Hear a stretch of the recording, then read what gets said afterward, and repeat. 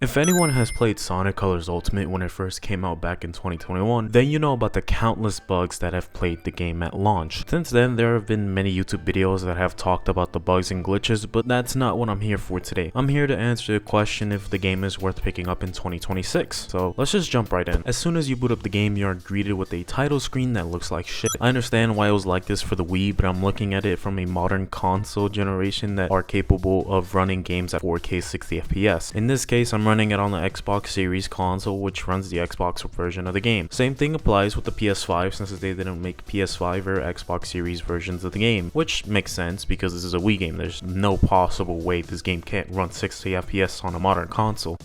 Fuck off, Nintendo. Sonic Colors Ultimate has updated visuals, remix tracks, a cosmetics menu where you can buy stuff for Sonic to wear, a bunch of extra stuff that wasn't in the original game. Speaking of the cosmetic stuff, playing through the game you will earn these party tokens which you can use to spend on the shop. You can buy gloves, shoes, boost aura, icons, and so on. These look like shit. For one, the gloves look awful on Sonic and don't really work on how Sonic is supposed to look. There's also profile icons that you can use in your save files, which is neat, I suppose. The boost auras are okay, I guess, but I never personally felt an incentive to buy these because I'll likely have about less than 10 hours playing this game. So yeah, I didn't bother to purchase these, but I mean, they're there if you want to use them, so really that's it. There's settings in the menu for you to change up, and when this game launched, it was infamous for not having the option to play the original soundtrack, so we were forced to play the remix tracks, which I have a few things to say about later in the video. You can change the sound effects if you want to, but they never changed it to where the music and the sound effects were separate options. So if you wanted to hear the music and not the loud perfect homing attack sound, then you were shit out of luck. The menus are choppy to navigate through as well and has a laggy menu. That's all I can really talk about with the menu and shop, so let's just jump right into the gameplay of Sonic Colors. The main game itself is enjoyable with some levels that I thought were pretty good. The idea of an interstellar amusement park being the setting of a Sonic game is great. There's a lot in Sonic Colors, and when it comes to the levels, they look visually stunning and have beautiful environments. If you take the time to look around and see the landscape of the places, it looks really great. Like, who wouldn't want to run around Sweet Mountain? The graphics of Ultimate are okay for what it is. Some people may be bothered by Sonic glowing and the environment having the brightness slider up 100, but I think the graphics are decent enough, and it's a remaster, so at least they did the bare minimum. The levels themselves are solid, and I think Tropical Resort Act 1 is a great opening level for the game, which has a great Act 2, and it's more of the same. A solid follow-up from Act 1, and then the rest of the levels aren't really anything to note about, so typically the rest of the levels have a bunch of platforming and are less speed oriented. There is a boss fight that you fight, and once you clear that boss, that's the end of the world, and you repeat with the following world. Great opening act,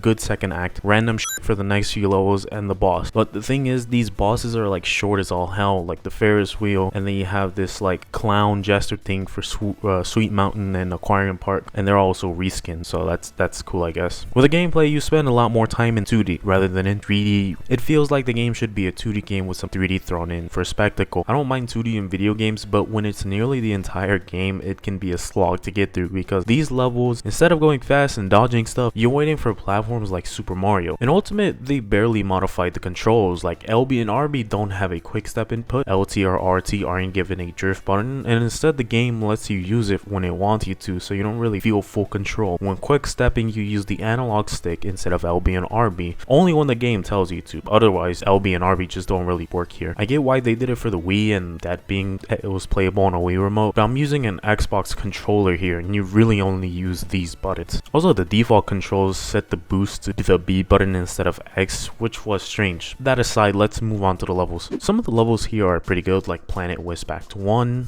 Tropical Resort Act 1, and Asteroid Coaster. Starlight Carnival puts Sonic Force's automation to shame. The Aquarium Park is okay, but I personally wasn't the biggest fan of it, but the music is quite nice, so it's not bad. Terminal Velocity Act 1 blows, man. Like, I fucking hated the hell out of this level because you lack the boost you get, and running out of boost means you die, so you start from the beginning all over again. The rest of the acts are all levels that are boring or just levels that are insanely short, so I don't see much reason to talk about them, but if you really just want to see them as something, just see them as filler levels, if you will. There is an alternative way to play through the levels, and that's through the Egg Shuttle, which is merely a time attack mode. It's nice to have it here for speedrunners or if you just want to breeze through the game game without dealing with the hub or cutscenes. With the boss fights as well, like I mentioned, they go down in 2 to 3 hits, and some of them are reskins of previous bosses. Like this one in Asteroid Coaster, where it turns into an endless runner, blows as well, since it's word for word and bar for bar from Starlight Carnival. I think the final boss was decent, especially with the music heavily carrying it. Wisps are a main gimmick that provide an ability for each color to do. There is a new one in the Ghost Wisp, which lets you face through walls. As for a main Wisp, there's the boost in that instead of having your Wisp powered through rings, instead it is powered through Wisp energy, or through perfect homing attacks on enemies. The Laser is the Cyan Wisp, which lets you zoom through a part of the level through a brief period of time. Drill lets you burrow your way underground and underwater. You can move in any direction in those areas as well. Cube is up next, and it's easily the worst one because it's such a pace breaker. I don't understand why a game that should be about speed has you use a Wisp that you must put a lot of time getting to the parts that are required to use it. Spike is up next, and it allows you to spin dash on walls or ceilings that you are attached to when using this Wisp. It works here and it's okay to use. Not my favorite Wisp, but it gets the job done if you get what I mean. Hover is self-explanatory as it lets you hover through the sky and oddly enough lets you use the lightspeed dash through the rings. It's an alright ability, but again, for a game that requires speed, it's a pace breaker. Frenzy is the Wisp that turns Sonic into that weird monster Wisp looking thing, and it bites through certain things. It does have the use of it being in 3D, but it does feel weird to control. Lastly is the Rocket Wisp that allows you to launch yourself up a high distance. It does have a slow startup animation, which I found to be odd because I would much prefer it to have a quick animation so I can get right back to the gameplay. I think Wisps are a solid addition as a gimmick for Sonic Colors, but I did find it strange that they didn't find an opportunity to use them more creatively. It feels forced at times, and whenever I see a Wisp, I'm like, oh hey, a Wisp, and that's it. There's no levels that use them in interesting ways that had me excited, but I digress. The story is not the most serious story, and everybody knows about the corny dialogue and how it sounds like a Saturday morning cartoon, so I'm not going to dive deep into the story because there isn't a story to dive into. When it came to the cutscenes of this game, something that really bugged me about them is how bad they looked, and considering I played on a 4K TV, it's more noticeable because they barely made the cutscenes look better and called it a day. You may not notice it when watching a video, but if you play the game on a big screen, the cutscenes just look choppy as all hell, so it's baffling how they couldn't make the cutscenes look good here. I don't really have much to say about the cutscenes, so let's move on to the most important part of the game for me, which was the remix soundtracks. Sonic Colors Ultimate has a remix soundtrack for the most part, and I say for the most part because you have to pay up a little extra fee if you want to hear Planet Wisp remix while playing the game.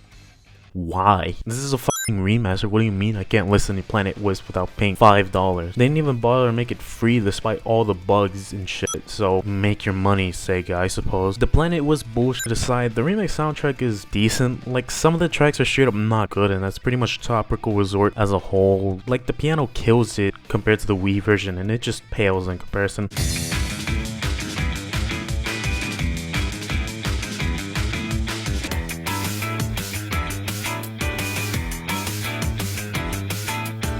Sweet Mountain opens with a bombastic opening in the original soundtrack, then it's toned down by a lot in the remix soundtrack, so it's strange. Then you have tracks like Starlight Carnival where it's really good and the level design just doesn't match it. Planet Wisp Act 1 is infamous for being too hyper when the level environment doesn't go along with it. On its own, it's a great track and goes hard, and I think it would work better if it was in Generations than it would work in Colors. I think it's a great track on its own here, but it's just not very good in game. The only way I could feel something was through simply playing the remix track on Spotify and then playing through the level, because I'm not willing to spend $5 on this bullshit. Planet Wisp Act 2 is honestly pretty good and fits that serene feel that the original Colors was going for in the original game on Wii. It's a strange contrast going from Act 1 of Planet Wisp to Act 2. Asteroid Coaster is pretty good and is a solid remix of the original track here, but where the best remix track comes in, it's easily Terminal Velocity Act 1. Man, Jun Sonoe knocked it out of the park here.